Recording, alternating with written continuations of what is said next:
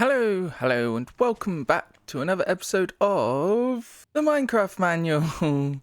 Yes, ladies and gentlemen, it is good to be back. This is episode 8, and last episode was a bit of a disaster, I'm not going to lie, but I'll leave it in as an episode anyway.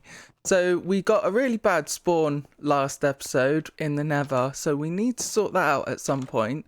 And as I mentioned at the end of the episode, I kind of made a really bad mob spawner over there because essentially all of the caves underneath us are lit up, which means that no mobs will spawn inside there because of the mob cap. And I really did think I went through all the caves and spawn proof a lot of them, because I am actually going to go onto a camera count and see what we've done, because this will then be a cool way to look at what we're going to be doing in today's episode too. Alright, ladies and gentlemen, so we are on my spectator account now, so we can't do anything to this world even if we tried. Like, I don't even have any bar down on the bottom, so that's the way my spectator account has been set up. And if we go down here, you can see all of these caves that haven't been lit up. But I've also done a lot of caving as well. As you can see, all of these caves I've tried to light up. But as we know, this is nowhere near where our mob spawner is. See, our mob spawner is over here. And my guess is, yeah, like hardly any of these caves are actually lit up around the mob spawner. So that means that we get a few mobs in there, but we don't really get many. But if we go down here, here is one type of spawner, and there's actually one right next to it as well that I didn't realise. So this is, that's actually quite, and there's one there as well. This could be a triple spawner right here, possibly. But yeah, this is what we're going to be working on. I wasn't expecting this spot to be exact. Some people say that using an account like this is cheating, but I beg to differ, to be fair with you. This is what we're going to be using for XP, and I did have a few spots lined out. So this is obviously one of them. There are a few others that I've come across as well. So we saw the spawners that normally end up in these mine shafts. These are called abandoned mine shafts, and yeah, they can be a pain in the butt to navigate. But you'll also see other spawners like this. This is called a dungeon, and obviously it has a spawner in it. If you break this spawner, you can't move this spawner either. So even with Silk Touch, it will just break the block and then nothing will come back. So some people say that's sacrilege to do, but it depends what kind of spawner it is and what kind of job you're doing, to be honest. But you'll normally see, if it's not a cave spider spawner, it will normally be something like this. This is actually a spider spawner, but you can get them with zombies or with skeletons as well. We've just, unfortunately, I think I saw another spider spawner, normal spider spawner somewhere else, and sometimes you'll get one to two chests, loot chests in these dungeons as well. But I can't even see what's in this because of what kind of account I'm at. Anyway, back to our project of today. We need to try and see if we can make all of these spawners. So we got one there and one there. They're really quite close to each other, so we might be able to activate these two at the same time. And there was another one around here, wasn't there? It was 3 of them, wasn't there? Right next to it, over there. I just missed it. So we might be able to activate all 3 of these spawners, and there's another one there. So that's 4 of them, but they're all cave spider spawners. That's the only problem per se. Before we do that, I think it's probably about time we update some of our armor and tools. So we've got a diamond pickaxe. We've got a few diamonds in this chest here, so we can make ourselves a few more tools. Let's also grab some wood. And we obviously want to break them down into sticks. So what we can make is we can make ourselves a diamond axe, because that will be more useful than this iron one, and plus it's useful to have as well. And then we can also make ourselves a sword as well. So we want 2 diamonds for a sword and 1 stick. That will definitely be better than an iron sword because I've gone for a few iron swords now. So that's kind of the main tool set. I could make a diamond shovel as well, but I think I'm going to try and spend the rest of the diamonds on a bit of armor. So I think at the moment our boots are okay. So I think a helmet would be good. And then we can try and enchant that sooner or later. And then we've got 2 diamonds spare. Oh, we even got a cool cover me with diamonds. That is actually making a diamond bit of armor. So that's cool. Awesome. And we can also replace that with our diamond helmet now. So we're a bit more protected and we can put all the rest of the stuff in there, I think. We don't need this iron stuff apart from maybe the shovel. So yeah, so we're a bit more protected now. So what I was thinking of doing now is trying to enchant as much as we can and see what we get. So I'm actually almost at 33 levels, which means we can get 2 enchantments on our stuff. So with that, I think I'm going to see what enchantments we can get. So with the sword, we get looting free. I'm not going to pass that up on a sword. What do we get with a silk touch? I mean, looting is more valuable than silk touch, so I'm going to go with looting free, and we get sharpness 4. That's not too bad. That's good. Shame it's not got unbreaking on. I'm not going to complain about it. So yeah, what I need to do now is, what I was planning on doing is, let's grab some wheat, and we should be able to get to level 30 if we just breed a few of these guys up. And there we have it, ladies and gentlemen, level 30, and you heard the bell toll. Cool. Right, we're going to have more cows in there, but not a problem. Awesome. Let's put this back, and we've got another 30 levels, so we can enchant our pickaxe, I think. And we get efficiency 3 on the pickaxe. What do we get on the helmet? Unbreaking 3. I think I'm going for efficiency. Just efficiency. Ah. Oh well, you win some, you lose some, and we can put all this stuff back now. Put our helmet back on, and yeah, my armor's taking a beating, but I think we'll be okay. So, talking about how you can upgrade your armor, we've got some books here, and what we can do with our books is we can put these enchantments on some of our tools. So we can't do anything with infinity because that's a bow enchantment. There are loads of different enchantments, even I get confused sometimes. Piercing is for a crossbow, but we can use our sweeping edge enchantment and our fortune enchantment. So we've been talking about fortune quite a lot on our pickaxe. So that's one way we can get fortune, which is pretty good, and that's what we're going to do. And sweeping edge is an odd enchantment. If you guys don't know what it does, you put it on your sword and it basically attacks the mobs in a radius around you. I think it's about 3 or 4 blocks, but it does more radius damage, so it means that more mobs will get attacked and killed faster, depending on sharpness and all that. So that's another thing we can do, and we can put that on our sword. So we've got looting, sharpness and sweeping edge. So that's good, but how do we do that? Well, we need some iron for a start, so we need 3 iron blocks.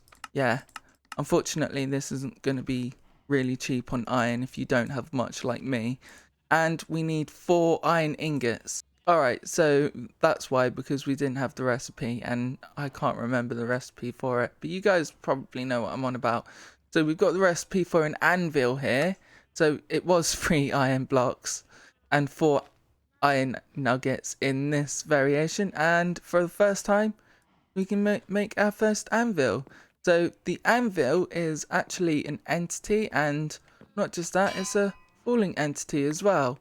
So because it landed on a chest, it just popped off with its item form, but we can also do that, and this does actually take damage to the anvil if you do it enough times. But yeah, and you can also break it without silk touch, So not to worry if you lose it. You can't obviously break it with your fists. That will break it, but with a pickaxe you'll be fine. So with an anvil, we open it and it says repair and name here. And then it's got a few boxes here. So this is the input. So this plus this and your output. So normally it means the item and then your enchantment. So for this, we want our our sword, and then our sweeping edge enchantment. And then underneath here, it says enchantment cost 6. That basically means how many levels it's going to cost in order for us to put this book on this sword, and it varies, and this cost will go up every time you put an enchantment on it, and it varies on what enchantment you have as well, but we'll get onto that later on because that's a bit more advanced. For now, all we need to know is this is how we can put enchantments on our sword. We can also rename our sword as well. So this is what this type bar is up here, and on your keyboard we can just type in any old gibberish up to a certain limit. I think there's a limit to what you can write, but you can name your sword. So we're just going to name it Mighty High Wing Swinger. No. Swing. And oh, I forgot to say, that also adds a level onto it. So instead of it being costing 6, it costs 7. So we had 27 levels, we're down to 20 now down here. So we can also do that with pickaxe as well, and this should cost a bit less because it's a less fortune enchant. No, it still costs 6. So we can also rename that. Let's see, as I went to rename it, this went up. So Mighty High Picker, let's just name it that for now. So that's all we can do with enchantments, but we've got looting and fortune on our pickaxe now. So it's a bit dark, let's sleep. What we can do now is finally mine these diamonds. So as I mentioned, we get from 1 to 4 diamonds per diamond ore block.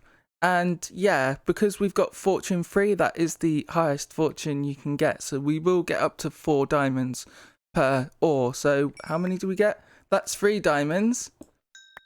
That was 2.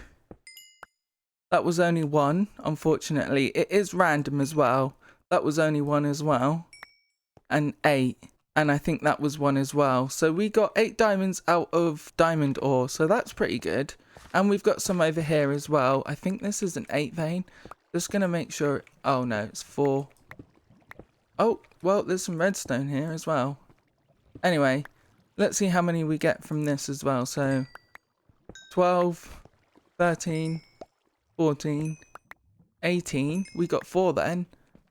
And 1 again. So that's 19 diamonds. This is why it pays to wait until you get fortune, if you can. Because you get a lot more diamonds out of what you found. Alright, so we're back in our little cabin now. So we can actually make ourselves a diamond chest plate, some boots, and also some leggings as well. And yeah, you know, we can just replace our armor with diamond now. So we're all kitted out with most advanced stuff we can get at the moment anyway. And we got 12 diamonds spare as well, so we can even make ourselves a shovel. Why not, eh? Great. Awesome, we can replace our shovel as well now. And I'm just going to put them diamonds in there, and with this armor, I am going to... Alright, so I made some smooth stone by... some stone even, by smelting some cobblestone. So we are going to smelt this stone again, and we need 3... of whatever this gives out. I think it's smooth stone. Yeah, it is. So we need 3 bits of smooth stone. It's kind of a bit too much for what we need. But yeah, they changed the recipe recently. So you have to double smelt stone in order to get these. Normally, you could just like make these half slabs out of stone. But they changed the recipe. So yeah, so we got 3 of these now, and we've got a new recipe, which is good. So we need to put 3 of these in our crafting table. That gives us 6 smooth stone half slabs. And yeah, I even had to look up the recipe for this myself. We want, oh right, we get another recipe, which is exactly what we're looking for. We want armor stands. Great, awesome. So now we've got an armor stand, we can place this somewhere decorative. Let's just place it there for now. Actually, no, this is going in our room. So we can place it like so. We can also get rid of it with a tool like an axe or a pickaxe. So we can put this in here. Actually, let's place it there. You can also walk through them so it doesn't collide with hitboxes. It also works with water as well, but I think we'll get into that next time. Let's just worry about what we're using it for now, which is to put this armor on. So we're going to keep this. Luckily nothing is broken because we've got diamond armor, and that's our first pair as well. So as you know, it gives off the enchantment glow with the armor stand as well, so it looks really cool. There are other things you can do with armor stands, like you guys probably know about the armor stand books and stuff, but we're probably not going to get into that because this is kind of trying to be purely survival Minecraft without any kind of mods or tampering. But yeah, so now we've got that out the way and done with, it's actually time to get sorted on the main part of the episode, and that is to actually make use of these guys. So these guys are mob spawners, and as the name suggests, they spawn mobs, and you can hear around us that there are quite a few spiders around us, and I'm not 100% sure where they are.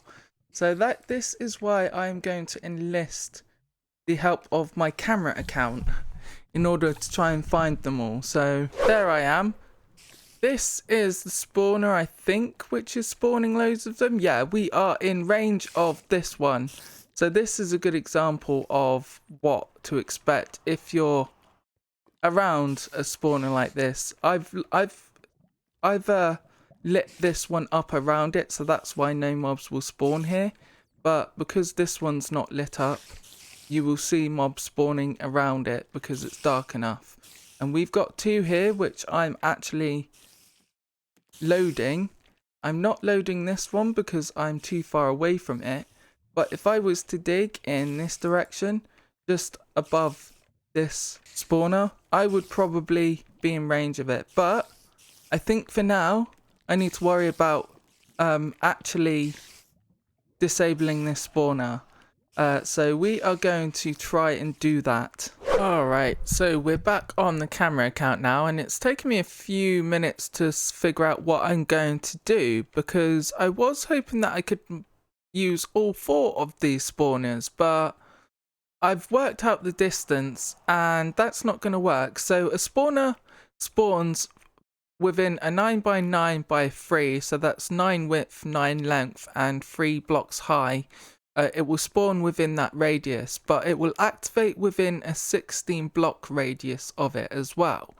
So without being smart and able to calculate it, I'm kind of just eyeballing it on my camera account, and as we can see, these are spinning and you can see the particle effects. That means that they can be activated and able to spawn mobs, and you can see that we've got 3 of them spinning already. So that's the second. I keep forgetting where these are. So where's the third one? He's around here somewhere. There he is, hiding. So these are all activated, but you can see this one over here is not spinning, which means that it's not gonna spawn anything unless it's spinning. So just something to be aware of, not that it really matters. So that means that we can actually make a triple spider farm with this, which means that we get a lot more XP from it as well. So we've got a lot of work to do. So if this episode is out late, I do apologize, but basically we need to sort out what we're going to be doing. So I'm going to do an example on one of them. So I think I need to save this spot and remember it, and I think I'm going to do this one first, just because it's closer to me, and I'll explain what I'm going to do in a minute. Alright, so I've marked out the block we were standing with this redstone block here. So it's actually time we get sorted on these spawners. And when working with spawners, especially cave spawners, you need your wits about you because they're dangerous. So what we need to do is we need to dig a 9 by 9 by at least 3, but we probably need to go a bit deeper than that hole. So we need to go 9 blocks out. So that's 4 in this direction. So that's 1, 2, 3, 4. And then on this side, 2, 3, 4. And then the same here. So that's 1, 2, 3, 4 up to this point here. And then the same on this side. So 1, 2, 3, 4 up to this point here. And we basically need to dig this out as a square. So yeah, it's gonna take a bit of time by the looks of it, and we need to do this 3 times as well. Welcome back, ladies and gentlemen, and we have kind of changed places since the last clip, and that's kind of because I didn't realise this episode was going to take this long. And yeah, I've recorded the whole thing, but it turns out this episode, if I was to just edit it all together, would turn out about 40 minutes or so. And I don't think that's fair on you guys. So I think what I'm going to do is leave it here for an episode and we can carry it on in the next episode. Because, yeah, it should be really fun. And you can probably tell, judging from everything around me, we've already done it. And I'm a good few episodes ahead. So, yeah, we've got some really cool things to look forward to at least. So, I hope you liked this episode. At least we got some enchantments done and started and found ourselves some spawners, so we're looking good in the right direction. So thank you very much for watching. My name is Mighty High. If you like this video, then please click the like button, and if you really liked it, then click the subscribe button and ding that bell for further uploads. I've been Mighty High, and thank you very much for watching. Goodbye.